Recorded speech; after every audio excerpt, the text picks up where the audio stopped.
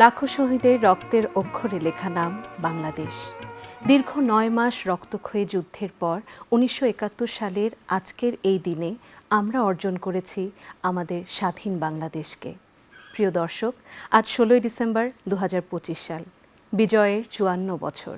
৫৪ বছর আগে আজকের এই দিনে লাল সবুজের পতাকা নিয়ে জন্মেছিল এক ভূখণ্ড, যে ভূখণ্ড অনেক গোধূলির আভায় একটু একটু করে হয়েছে শক্তিশালী, সমৃদ্ধ। আমাদের স্বপ্নের ভূখণ্ড, আমাদের বাংলাদেশ। এবং মহান বিজয় দিবস বাঙালির সহস্র বছরের ইতিহাসের শ্রেষ্ঠতম গৌরবময় দিন। তাই সেই মহান বিজয় দিবসকে কেন্দ্র করে বাংলাদেশ টেলিভিশনের আজকের এই আয়োজন বিজয়ের পংক্তিমালায় আপনাদের সবাইকে স্বাগত জানাচ্ছি। মুক্তিযুদ্ধের সময় কত গান, কত কবিতা আমাদের হৃদয়ে দেশপ্রেমকে জাগিয়ে তুলেছে, সাহস বাড়িয়েছে আমাদের সাধারণ মানুষের বুকে। সেই কবিতাগুলো, সেই পংক্তিমালা আজও বেঁচে আছে এবং বেঁচে থাকবে ততদিন যতদিন বাংলাদেশের নাম বেঁচে থাকবে এই পৃথিবীর বুকে। আর তাই আমরা আমাদের প্রিয় কবিদের লেখা, যারা কলম যোদ্ধা, তাদের লেখা দেশপ্রেমের কবিতা নিয়ে আমাদের আজকের এই আয়োজন সাজিয়েছি। এক এক করে আমরা আমাদের প্রেমের কবিতা, ভালোবাসার কবিতা, সব কিছু এই দেশকে ঘিরে, মায়ায় ঘিরে সেই কবিতাগুলো শুনবো এবং পুরোটা সময় আপনাদের সাথে আমি থাকবো জান্নাতুল ইলমির সূচনা এবং অনেক অনেক স্বনামধন্য দেশের আবৃত্তিকার, যাদেরকে আপনি, আমি, আমরা সকলেই ভালোবাসি, এক নামে চিনি, তাদের কবিতা আমরা শুনবো এক এক করে। প্রিয় দর্শক, আমাদের এই বিজয়ের পংক্তিমালা আয়োজনে আমরা এক এক করে যেহেতু কবিতাই শুনবো, প্রথমে আমরা সেই কবিতাটা দিয়েই শুরু করতে চাচ্ছি, যে কবিতাটা একই রকম অনুরণন প্রতিবার, প্রতিটা কণ্ঠে যতবারই আমরা শুনি ঠিক ততবারই একই রকমভাবে আমাদের বুকে সাহস যোগায়, একই অনুরণন জাগায়। এবং সেই কবিতাটা হচ্ছে আমাদের কবি আসাদ চৌধুরীর লেখা কবিতা তখন সত্যি মানুষ ছিলাম। কবিতাটি আবৃত্তি করে শোনাবেন আপনাদের সামনে আজ কবি এনামুল হক জুয়েল। এরপরে আমরা যে কবিতাটি শুনব আমাদের ভীষণ ভালো লাগার একটি কবিতা, এবং খুব বেশি এই কবিতাটা জনশ্রুত বলা যাবে না, কিন্তু যতবার আপনি শুনবেন ততবারই আপনার দেশ প্রেমের জায়গাটা আরও বেশি শক্ত হবে। আমরা শুনব কবি আল মাহমুদের লেখা কবিতা এই পতাকার সূর্য সাক্ষী। আবৃত্তি করে শোনাবেন কবি ফারজানা এলি। এবং এরপর যে কবিতাটি শুনব সেটি ভীষণ জনপ্রিয় একটি কবিতা। আমরা সবসময় বাংলাদেশকে কেন্দ্র করে যখনই কোনো উৎসব হয় এই কবিতাটি আমরা শুনি। কবি আবু জাফর ওবায়দুল্লাহর লেখা কবিতা আমি কিংবদন্তির কথা বলছি। আবৃত্তি করবেন ইকবাল আহমেদ স্বপন। নদীর জলে আগুন ছিল, আগুন ছিল বৃষ্টিতে, আগুন ছিল বীরাঙ্গনার উদাস করা দৃষ্টিতে, আগুন ছিল গানের সুরে, আগুন ছিল কাব্যে, মরার চোখে আগুন ছিল, এ কথাকে ভাববে। কুকুর বেড়াল থাবা হাঁকায়, ফুসে সাপের পনা, শিংকই মাছ রুখে দাঁড়ায়, জলে বালির কণা। আগুন ছিল মুক্তি সেনার স্বপ্ন ডোলের বন্যায়, প্রতিবাদের প্রবল ঝড়ে কাঁপছিল সমন্বয়। এখন এসব স্বপ্ন কথা, দূরের শোনা গল্প। তখন সত্যি মানুষ ছিলাম, এখন আছি অল্প। দেখো, আজ পতাকা দেখারই দিন। কলরব করে ওঠো, উচ্চারণ করো মুক্তির ভাষা। আমি তোমাদের সাথেই দেখতে থাকি, তোমাদের সাথে আমার অপরিচ্ছন্ন দৃষ্টির অশ্রু সজল চোখ দুটি মেলে দাঁড়িয়ে থাকি।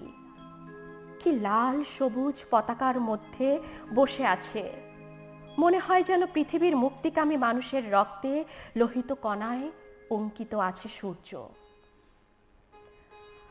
আমার ভেতরে কলরব করে ওঠো, কত মুখ, কত আকাঙ্ক্ষার উজ্জ্বল দৃষ্টি, যারা আর ফিরে আসেনি। একজনের কথা মনে পড়ছে খুব।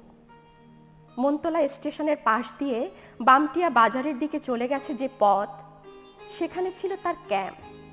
ট্রেনিং নিতে গিয়ে তার কনুই থেকে রক্ত ঝরে ক্ষত হয়ে গিয়েছিল। ফেরেনি সে। তার মাকে সান্ত্বনা দেওয়ার ভাষা বা শব্দ বাংলা ভাষার অভিধানে ছিল না, কিন্তু তার মার সামনে দাঁড়িয়ে আমি যে ইঙ্গিতে কথা বলেছিলাম, তাতে মহিলা শুধু একবার আকাশের দিকে তাকিয়ে ওই গোল সূর্যের মতো তার পুত্রকে দেখেছিল অশ্রু সজল চোখে। আরও একজনকে জানতাম। সে কুমিল্লা থেকে বেরিয়ে পড়েছিল যুদ্ধের দিকে। গুলিটা লেগেছিল তার কোমরে। আগরতলা হাসপাতালে যখন তাকে দেখতে গিয়েছিলাম, ডাক্তাররা বিষাক্ত সীসার টুকরা নিখুঁতভাবে বের করলেও সে আর হাঁটতে পারেনি। তাকে হুইল চেয়ারে বসিয়ে আমি নিয়ে গিয়েছিলাম মুক্তির উৎসবে। ওই পতাকার লাল অংশে তার খানিকটা রক্ত আছে। আমি সব সময় দেখি আর ভাবি, কি অবলীলায় তার নাম বাদ দিয়ে লেখা হয়ে যায় মুক্তিযুদ্ধের ইতিহাস। সে ছিল কুমিল্লার একটি হিন্দু পরিবারের মেয়ে। তার পিতার উপজীব্য ছিল সঙ্গীত। আমি সাক্ষ্য দেই যে পতাকার ওই লাল অংশে তার রক্তের লোহিত কণিকা মিশ্রিত আছে। হে ইতিহাস, লেখো তার নাম। কুষ্টিয়ায় ঝাঁপিয়ে পড়েছিল ছেলেটি। কুষ্টিয়ার কাস্টমস কলোনির পাশে সে ঝাঁপিয়ে পড়েছিল শত্রুদের জিপকে উপড়ে দিতে। খণ্ড খণ্ড হয়ে উড়ে গিয়েছিল তার বাহু, উরু, পিঠের কিছু অংশ। হাসিবুল ইসলাম আল্লাহু আকবার বলে সে আক্রমণ করেছিল। তার বুক থেকে কলজি উড়ে গিয়ে ওই পতাকায় লেগে আছে। লেখো তার শেষ উচ্চারণ আল্লাহু আকবার। কলরব মুখর হে ঢাকা মহানগরী, তোমাকে লিখতে হবে ওই রক্ত গোলকে অসাধারণ বিবরণ। দেখতে হবে ইতিহাস নির্মাণ করে কারা, আর কারা কেড়ে নেয় বীরত্বের পদচিহ্ন। দেখো, আজ পতাকা দেখার দিন। কলরব করে ওঠো, উচ্চারণ করো মুক্তির ভাষা। আমিও তোমাদের সাথে দেখতে থাকি। আমি কিংবদন্তির কথা বলছি। আমি আমার পূর্বপুরুষের কথা বলছি। তার করতলে পলিমাটির সৌরভ ছিল। তার পিঠে রক্ত জবার মতো ক্ষত ছিল। তিনি অতিক্রান্ত পাহাড়ের কথা বলতেন, অরণ্য এবং সাপদের কথা বলতেন, পতিত জমি আবাদের কথা বলতেন। তিনি কবি এবং কবিতার কথা বলতেন। জিহ্বায় উচ্চারিত প্রতিটি সত্য শব্দ কবিতা, কর্ষিত জমির প্রতিটি শস্য দানা কবিতা। যে কবিতা শুনতে জানে না, সে ঝড়ের আর্তনাদ শুনবে।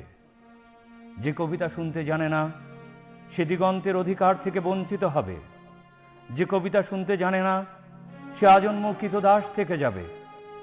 আমি উচ্চারিত সত্যের মতো স্বপ্নের কথা বলছি।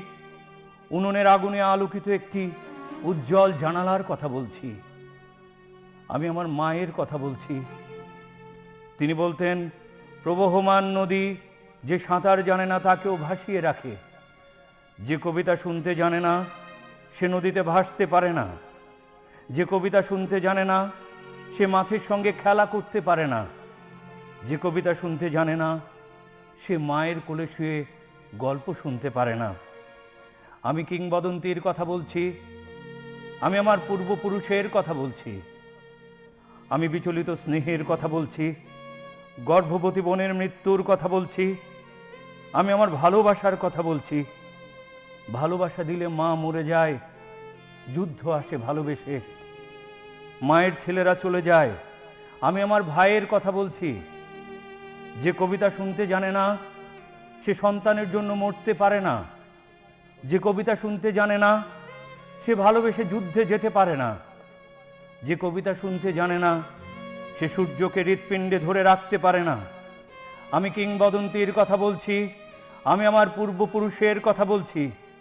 তার পিঠে রক্ত জবার মতো ক্ষত ছিল, কারণ তিনি কৃতদাস ছিলেন। আমরা কি তার মতো কবিতার কথা বলতে পারবো? আমরা কি তার মতো স্বাধীনতার কথা বলতে পারবো? তিনি মৃত্তিকার গভীরে কর্ষণের কথা বলতেন, অবগাহিত ক্ষেত্রে পরিচ্ছন্ন বীজ বপনের কথা বলতেন, সবৎসা গাভীর মতো দুগ্ধবতী শস্যের পরিচর্যার কথা বলতেন। তিনি কবি এবং কবিতার কথা বলতেন। যে কর্ষণ করে তার প্রতিটি সেদুবিন্দু কবিতা, কর্ষিত জমির প্রতিটি শস্য দানা কবিতা। আমি কিংবদন্তির কথা বলছি। আমি আমার পূর্বপুরুষের কথা বলছি। আমার সন্তানেরা, আমি তোমাদের বলছি, যেদিন প্রতিটি উচ্চারিত শব্দ সূর্যের মতো সত্য হবে, সেই ভবিষ্যতের কথা বলছি। আমি ভবিষ্যতের কবিতার কথা বলছি। আমি বিশ্বসর্পপ্রভুদের চিরপ্রয়াণের কথা বলছি, দ্বন্দ্ব এবং বিরোধের পরিসমাপ্তির কথা বলছি, সুতীব্র ঘৃণার চূড়ান্ত অবসানের কথা বলছি। আমি সুপুরুষ ভালোবাসার সুকণ্ঠ সঙ্গীতের কথা বলছি, যে কর্ষণ করে শস্যের সম্ভার তাকে সমৃদ্ধ করবে, যে মৎস্য লালন করে প্রবহমান নদী তাকে পুরস্কৃত করবে, যে গাভীর পরিচর্যা করে জননীর আশীর্বাদ তাকে দীর্ঘায়ু করবে, যে লৌহ খণ্ডকে প্রজ্বলিত করে ইস্পাতের তরবারি তাকে সশস্ত্র করবে। দীর্ঘদেহ পুত্রগণ, আমি তোমাদের বলছি, আমি আমার মায়ের কথা বলছি, বোনের মৃত্যুর কথা বলছি, ভাইয়ের যুদ্ধের কথা বলছি, আমি আমার ভালোবাসার কথা বলছি, আমি কবি এবং কবিতার কথা বলছি। সশস্ত্র সুন্দরের অনিবার্য অভ্যুত্থান কবিতা, সুপুরুষ ভালোবাসার সুকণ্ঠ সঙ্গীত কবিতা, জিহ্বায় উচ্চারিত প্রতিটি মুক্ত শব্দ কবিতা, রক্ত জবার মতো প্রতিরোধের উচ্চারণ কবিতা। আমরা কি তার মতো কবিতার কথা বলতে পারবো? আমরা কি তার মতো স্বাধীনতার কথা বলতে পারবো? প্রিয় দর্শক, বিজয়ের পংক্তিমালার এই আয়োজনে আমরা একের পর এক শুনে যাচ্ছি আমাদের ভীষণ প্রিয় কিছু কবিতা, যেখানে বাংলাদেশের গল্প আমরা প্রতিটা শব্দে, প্রতিটা পংক্তিতে আমরা কিন্তু অনুভব করছি। এবং এই বিজয়ের মাসে আমাদের এই আয়োজনে একের পর এক কবিতার পাশাপাশি একটা কথা শুরুতে এসে বলেছে এবং বারবার বলতে চাই, সেটা হচ্ছে দীর্ঘ ৯ মাসের রক্তক্ষয়ী যুদ্ধের গল্পটা আমরা কিন্তু বারবার সবখানে যতদিন বেঁচে থাকবো ততদিনই বলে যাব, কারণ এই গল্পটা ভীষণভাবে আপন আমার এবং শেকরের গল্প। যেই ৩টা শব্দ খুবই শক্ত শব্দ এবং কঠিনভাবে সোচ্চার হয়ে বলবার মতো শব্দ, সেই গল্পগুলো সেই শব্দে শব্দে উচ্চারিত হবে। আমরা যে কবিতাটি শুনব, কবি নাসিমা সুলতানার লেখা কবিতা, যে কবিতাটি আবৃত্তি করবেন সোনিয়া ইসলাম স্নিগ্ধা। তারপর আমরা যে কবিতাটি শুনব সেই কবিতাটি আমাদের ভালো লাগার কবিতা এবং ভালোবাসার জায়গাকে নিয়ে কবিতা। আমাদের সকলের শেকড়, আমাদের শেকড়ের গল্প আসলে যেখান থেকে শুরু হয়, আমাদের মার কাছে ফেরা। এই কবিতাটি লিখেছেন আমাদের প্রিয় কবি রুদ্র মোহাম্মদ শহীদুল্লাহ। কবিতাটি আবৃত্তি করে শোনাবেন শিরিন বেবি। যাওয়ার আগে সব কটা গ্রাম আর শহরকে জানিয়ে যাই, যুদ্ধে যাচ্ছি। ওই আকাশকে দেখিয়ে দেখিয়ে বলি যে ফুলগুলো ফোটেনি, আর যে মোরগটি ডানা ছাপটে ডাকছে ভোরের জন্য, তাকেও বলি যুদ্ধে যাচ্ছি, যুদ্ধে যাচ্ছি, যুদ্ধে যাচ্ছি।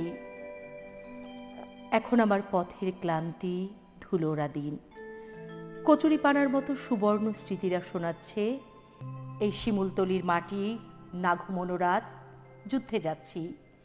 এই কবজির বড় হয়ে যাওয়া গোড়ালিতে শক্ত হাড়ের জোর, বক্ষের বিশালতা পাওয়া বয়সন্ধিকাল। যুদ্ধে যাচ্ছি। আর যে আলোর কিনার, জলাভূমি, ধানবন। যুদ্ধে যাচ্ছি, যুদ্ধে যাচ্ছি, যুদ্ধে যাচ্ছি। ট্রেনের সব কটা চাকা শোনো, টেলিগ্রাফের তার, ভুতুরে স্টেশন। সুদূরে যাওয়ার ইচ্ছে শোনো, একদিন খুব বেশি নীল, খুব বেশি গাঢ় দিগন্ত ভাঙতে ভাঙতে জলরং ব্রিজের মাথায় আমার বাবার সাথে ছুটিতে যাওয়ার কথা মনে পড়ে, মনে পড়ে, মনে পড়ে। সেই সব নারীরা শোনো, আবহমান কাল যারা ঘোমটা ভাঙেনি। সেই সব ভূমিহীন চাষি আর মরখুটে গরু, তোমরাও শোনো। গলগলে ধোয়া ওঠা ভাত খেয়ে যাচ্ছি, যুদ্ধে যাচ্ছি। তোমরা অপেক্ষায় থাকো। ডানা ঝাপটে ভোরের জন্য একটা মোরগ ডাকছে, তোমরা অপেক্ষায় থাকো। ওখানে ভীষণ খরায় ফসলের চরাচরে পাখা মেলে বসেছে এক বন্ধার বাজ পাখি। তার ঠোঁটের বিষ আমার রক্তের শহরে ঢুকেছে। শত্রু সেনারা যেমন বিজয় গর্বে ঢুকে পরাধীন দেশের ভেতরে, মা এই পরাধীন শরীরে কোথাও মুক্ত আকাশ নেই, মাঠ নেই। রক্তে মাংসে খরার পতাকা উড়িয়ে রেখেছে ভিন্ন শাসক সেনারা। কতদিন ঘুমোই না মা, সেই কবে কৈশোরের প্রথম সকালে সংসারের গন্ধে ভেজা তোর সোদা বুকে মুখ লুকিয়ে নির্ভাবনায় ঘুমিয়ে যেতাম স্বপ্নের নিরাকার সমুদ্রের ঘোলা লোনা জলে। সেই কবে, কতদিন আগে। কিছুক্ষণ বুকে রাখ, বুকের শান্তিতে। কতদিন ঘুমোইনি, নিদ্রার মতো জেগে আছি নিদ্রিত চোখে। কতদিন, সেই কতদিন। ওখানে অভাব মারি, দীর্ঘশ্বাসে আগুনের বিপুল জলোচ্ছ্বাস। দেবদারুর শীর্ণ পাতাগুলো ঝরে গেছে মাটির হৃৎপিণ্ডে। সারা রাত পথের নির্জনতা সরিয়ে সরিয়ে মানুষের মৃত হাড় কান্নার কঙ্কাল দেখে আমি আর কোনোদিন কবরের পাশে যাইনি। সড়কের জীবন্ত কবর এসে বুকের ভূমিতে জেগেছে সম্মিলিত মৃত্যুর উৎসব। জানালাগুলো এখনো খুলিসনি মা, কতদিন আকাশ দেখিনি। অনায়াসে পাখা মেলে উড়ে যাওয়া পাখিদের পালক ঝরে পড়া, রঙিন প্রজাপতি, নক্ষত্র, মেঘ। কতদিন ঝড়ের পূর্বাভাসে সঞ্চিত কালো মেঘ দেখিনি। এ দুটো অনিদ্রায় পোড়া পাথর চোখে তোর মাতৃত্বের চুমু দিয়ে আমায় ঘুম পাড়িয়ে দে, আমায় ঘুম পাড়িয়ে দে, আমায় ঘুম পাড়িয়ে দে।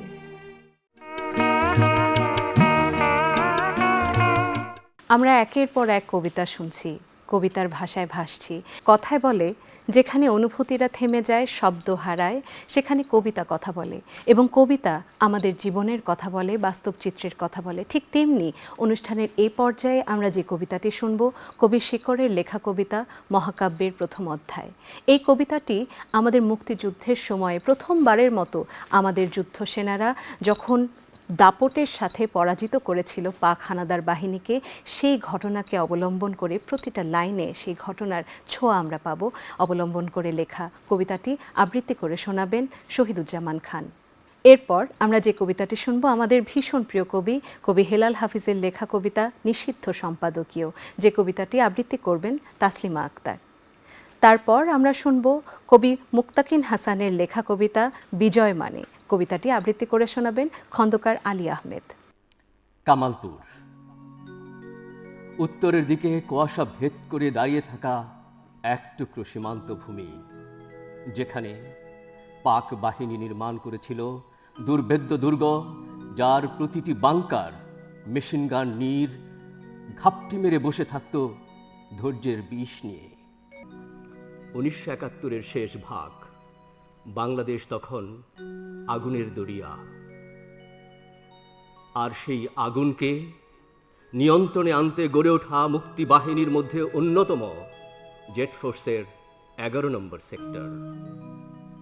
এক রাতে যখন সমস্ত নদীও ঘুমিয়েছিল, মুক্তিযোদ্ধারা নিঃশব্দে এগিয়ে গেল সেই কামালপুর দুর্গের হৃৎপিণ্ডের দিকে। যুদ্ধ পোশাকে সদা সতর্ক পাক বাহিনীরা প্রথমে আঁচ করতে না পারলেও দ্রুতই জেগে উঠল কামালপুরের বাংকার। মেশিন গানের ধারালো টানা ছুট ছিঁড়ে ফেলল গহীন রাত। মোটরের আগুনে কাঁপিয়ে তুলল চারিপাশের আকাশ, বাতাস আর মাটি। মুক্তিযোদ্ধারা ছুটে গেল সামনে, আপ্রাণ চেষ্টা করল, কিন্তু পিছু হটল। তবে পিছু হটল শূন্য হাতে নয়, পিছু হটল জীবন আর অসমাপ্ত প্রতিজ্ঞা নিয়ে। প্রথম আক্রমণ ব্যর্থ হল। সেই ব্যর্থতার জেদ থেকে জন্ম নিল নতুন পরিকল্পনা। মুক্তিযোদ্ধারা আবার এগুলো, বারুদের ধোঁয়া আর রক্তে একাকার হয়ে যাওয়া সেই সীমান্তের পথে। কিন্তু কামালপুরের অবস্থান ও পাক বাহিনীরা যেন দেবদারু গাছের মতো অনড়, প্রতিহত করল নির্মম অধ্যাবসায়ে। কাজেই দ্বিতীয় চেষ্টাও বিফল হল।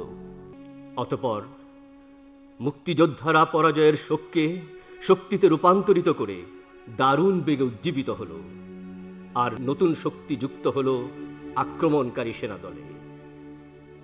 পুনরায় সমন্বিত আক্রমণ। শত্রুর প্রতিরক্ষা আগের মতোই অটুট, কিন্তু মুক্তিযোদ্ধারা আরো অধিক মনোবলে বলিয়ান এবং প্রস্তুত। রাতভর লড়াই, মেশিনগানের চিৎকার, মর্টারের আর্তনাদ, আলো আধারের ভেতর ছায়া যেন এক একটি আগুনের রেখা। কামালপুরের পুরোটা পতন না হলেও আংশিক সফলতা এলো। কিন্তু ইতিহাস বলে এটাই 1971-এর প্রথম প্রচলিত যুদ্ধ, প্রথম সম্মুখ সমর, যা মুক্তিযুদ্ধকে রূপ দিল একটি সুশৃঙ্খল সামরিক অভিযানে। কামালপুর, যে দুর্গ ভাঙতে অগণিত বীর বুক পেতেছে রক্তাক্ত সেই সীমান্তে, তাদের দীপ্ত কণ্ঠে গভীর প্রত্যয় উচ্চারিত হয়েছে, যুদ্ধে সাময়িক ব্যর্থতা থাকে, পরাজয় নয়। উপর্যুপরি আক্রমণ শত্রু বাধাকেও, শক্ত বাধাকেও ভেদ করতে সক্ষম। আর তাই কামালপুরের যুদ্ধ শুধু জয় পরাজয়ের নয়, এ যুদ্ধ ছিল সাহস, পরিকল্পনা, ত্যাগ আর অদম্য বিশ্বাসের মহাকাব্যের প্রথম অধ্যায়। এখন যৌবন যার, মিছিলে যাবার তার শ্রেষ্ঠ সময়। এখন যৌবন যার, যুদ্ধে যাবার তার শ্রেষ্ঠ সময়। মিছিলের সব হাত, কণ্ঠ, পা এক নয়। সেখানে সংসারী থাকে, সংসার বিরাগী থাকে। কেউ আসে রাজপথে সাজাতে সংসার, কেউ আসে জ্বালিয়ে বা জ্বালাতে সংসার। শাশ্বত শান্তির যারা, তারাও যুদ্ধে আসে। অবশ্য আসতে হয় মাঝে মধ্যে। অস্তিত্বের প্রগাঢ় আহ্বানে কেউ আবার যুদ্ধবাজ হয়ে যায় মোহরের প্রিয় প্রলোভনে। কোনো কোনো প্রেম আছে, প্রেমিককে খুনি হতে হয়। যদি কেউ ভালোবেসে খুনি হতে চাও, তবে তাই হয়ে যাও। উৎকৃষ্ট সময় কিন্তু আজ বয়ে যায়। এখন যৌবন যার, মিছিলে যাবার তার শ্রেষ্ঠ সময়। এখন যৌবন যার, যুদ্ধে যাবার তার শ্রেষ্ঠ সময়। বিজয় মানে মুক্ত বাতাস, সকাল বেলার পাখি।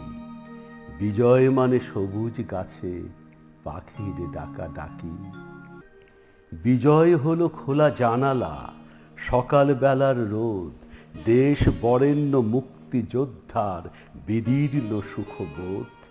বিজয় মানে মুক্ত বাতাস, সকাল বেলার পাখি।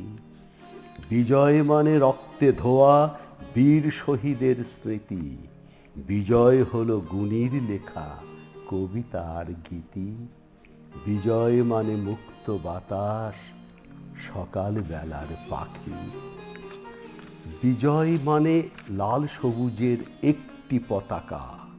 বিজয় হলো মুক্ত শ্বাসে মনের রঙে আঁকা। বিজয় মানে মুক্ত বাতাস, সকাল বেলার পাখি।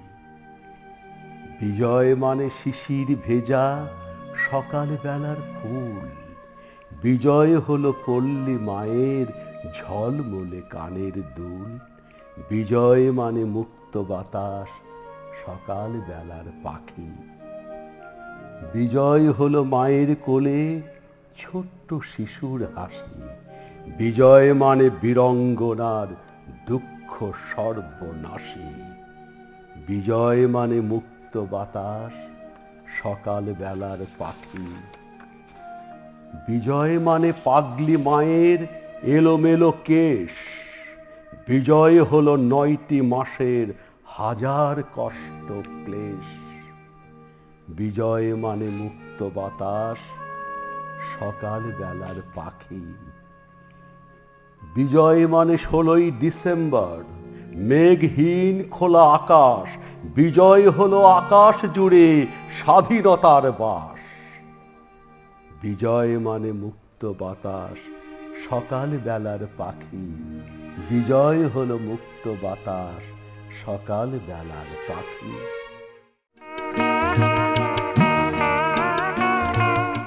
প্রিয় দর্শক, বিজয়ের মানে এক একজনের কাছে এক এক রকম।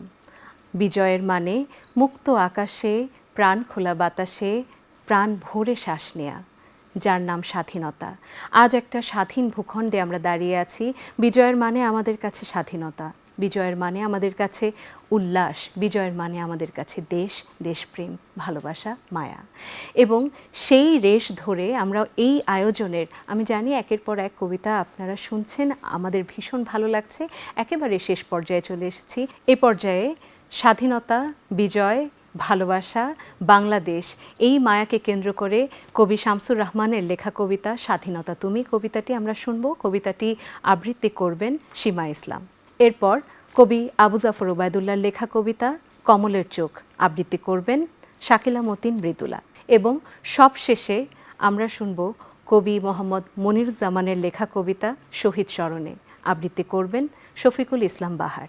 স্বাধীনতা তুমি রবি ঠাকুরের অজর কবিতা, অবিনাশী গান।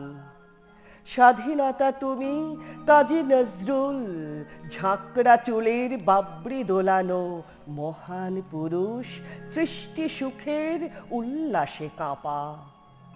স্বাধীনতা তুমি শহীদ মিনারে অমর 21শে ফেব্রুয়ারির উজ্জ্বল সভা। স্বাধীনতা তুমি পতাকা শোভিত স্লোগান মুখর ঝাঁঝালো মিছিল। স্বাধীনতা তুমি ফসলের মাঠে কৃষকের হাসি। স্বাধীনতা তুমি রোদেলা দুপুরে মধ্য পুকুরে গ্রাম্য মেয়ের অবাধ সাঁতার। স্বাধীনতা তুমি মজুর যুবার রোদে ঝলসিত দক্ষ বাহুর গ্রন্থিল পেশি। স্বাধীনতা তুমি অন্ধকারের খাখা সীমান্তে মুক্তি সেনার চোখের ঝিলি। স্বাধীনতা তুমি বটের ছায়ায় তরুণ মেধাবী শিক্ষার্থীর শানিত কথার ঝলসানি লাগা সতেজ ভাষণ। স্বাধীনতা তুমি চাখানায় আর মাঠে ময়দানে ঝোড়ো সংলাপ। স্বাধীনতা তুমি কাল বসে ক্ষীর দিগন্ত জোড়া মত্ত ঝাপটা। স্বাধীনতা তুমি শ্রাবণে অকুল মেঘনার কুল। স্বাধীনতা তুমি পিতার কোমল জায়নামাজের উদার জমিন। স্বাধীনতা তুমি উঠানে ছড়ানো মায়ের শুভ্র শাড়ির কাপড়। স্বাধীনতা তুমি বনের হাতের নম্র পাতায় মেহেদির রং। স্বাধীনতা তুমি বন্ধুর হাতে তারার মতন জল জলে এক রাঙা পোস্টার। স্বাধীনতা তুমি গৃহিণীর ঘন খোলা কালো চুল, হাওয়ায় হাওয়ায় বুনো উদ্দাম। স্বাধীনতা তুমি খোকার গায়ের রঙিন কোট্টা, খুকির অমন তুলে গালে রৌদ্রের খেলা। স্বাধীনতা তুমি বাগানের ঘর কোকিলের গান, বয়সী বটের ঝিলিমিলি পাতা, যেমন ইচ্ছে লেখার আমার কবিতার খাতা। কমলকে চেনো তুমি? সুন্দর সুঠাম দেহ, প্রদীপ্ত চোখ, দুপুর রোদের মতো তীব্র প্রখর। একটা বুলেট কমলের ডান চোখ ছিঁড়ে নিয়ে গেছে, অথবা আমার বন্ধু বিদগ্ধ সচেতন, হৃৎপিণ্ড যার কুকুর শেয়াল খেয়ে আজ পলাতক। আরো বহু আমার তোমার বন্ধু কি প্রিয়জন, ধমনী যাদের ছিল কৃষ্ণচূড়ার মতো তাজা সোচ্চার, রক্তের কোলাহলে স্তব্ধ এখন। কমলের চোখ, রক্ত, হৃৎপিণ্ড ওরা কেন দিল যে প্রশ্ন করিনি তো। সম্প্রতি মাতা তার ছোট শিশু বেঁচেছে, কেননা চাল প্রয়োজন। তুলসীর ঘাটে নগণ্য প্রাণ এক শাশুড়ি, আত্মঘাতী। কারণ সুবর্ণগ্রাম গিয়েছে কি, তবে একবার ঘুরে দেখে আসো, চেয়ে দেখো ওখানে দাওয়ায় কিংবা পুকুর ঘাটে রমণীর নগ্ন শরীর জ্যোৎস্না প্লাবিত অন্ধকারে, তার আশ্রয় নতুবা গলায় ফাঁসি। কমলের চোখ, রক্ত, হৃৎপিণ্ড ওরা কেন দিল সে প্রশ্ন তোমার নিকট। কবিতায় আর কি বলবো, যখন বুকের রক্তে লিখেছি একটি নাম বাংলাদেশ। গানে আর ভিন্ন কিশোরের ব্যঞ্জনা, যখন হানাদার বধ সঙ্গীতে ঘৃণার প্রবল মন্ত্রে জাগ্রত স্বদেশের তরুণ হাতে নিত্য বেজেছে অবিরাম মেশিন গান, মর্টার, গ্রেনেড। কবিতায় কি বলবো, যখন আসাদ মনিরামপুরের প্রবল শ্যামল হৃদয়ের তপ্ত রুধিরে করেছে রঞ্জিত, সারা বাংলায় আজ উড্ডীন সেই রক্তাক্ত পতাকা। আসাদের মৃত্যুতে আমি অশ্রুহীন অশোক, কেননা নয়ন কেবল বজ্রবর্ষী, কেননা আমার বৃদ্ধ পিতার শরীরে এখনো পশুদের প্রহারের চিহ্ন, কেননা আমার বৃদ্ধা মাতার কণ্ঠে নেই আর্ত হাহাকার, নেই অভিসম্পাত, কেবল দুর্মর ঘৃণার আগুন। কোনো সান্ত্বনা বাক্য নয়, নয় কোনো বিমর্ষ বিলাপ। তাকে বলিনি তোমার ছেলে আসলো ফিরে হাজার ছেলে হয়ে, আর কেঁদো না মা, কেননা মা তো কাঁদে না, মার চোখে নেই অশ্রু, কেবল অনল জ্বালা, দুচোখে তার শত্রু হননের আহ্বান।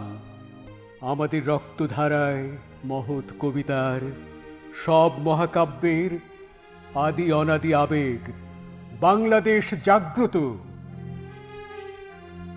আমি কবিতায় নতুন আর কি বলবো, যখন মতিউর করাচির খাঁচা ছিঁড়ে ছুটে গেল মহাশূন্যে, T-33 বিমানের দুর্দম পাখায় তার স্বপ্নের স্বাধীন স্বদেশ মনে করে ফেলে তার মাহিন তুহিন মিলি সর্বস্ব সম্পদ। পরম আশ্চর্য, এক কবিতার ইন্দ্রজাল সৃষ্টি হলো। তার অধিক কবিতা আর কোন বঙ্গভাষী কবে লিখেছে, কোথায়? আমি কোন শহীদের স্মরণে লিখব? 52, 62, 69, 71 বাংলার লক্ষ লক্ষ আসাদ, মতিউর আজ বুকের শনিতে উর্বর করেছে এই প্রগাঢ় শ্যামল। শহীদের পুণ্য রক্তে 7 কোটি বাঙালির প্রাণের আবেগ আজ পুষ্পিত সৌরভ। বাংলার নগর বন্দর গঞ্জ, 62,000 গ্রাম ধ্বংসস্তূপের থেকে 7 কোটি ফুল হয়ে ফোটে। প্রাণময় মহৎ কবিতা আর কোথাও দেখি না এর চেয়ে। শব্দভূপ পদ্য ব্যবসায়ী, ভীরু পঙ্গজ পুঙ্গব সব এই মহাকাব্যের কাননে খোঁজে নতুন বিস্ময়। কলমের সাথে আজ কবির দুর্জয় হাতে নির্ভুল স্টেন গান কথা বলে। কবিতায় আর নতুন কি লিখব, যখন বুকের রক্তে লিখেছি একটি নাম বাংলাদেশ।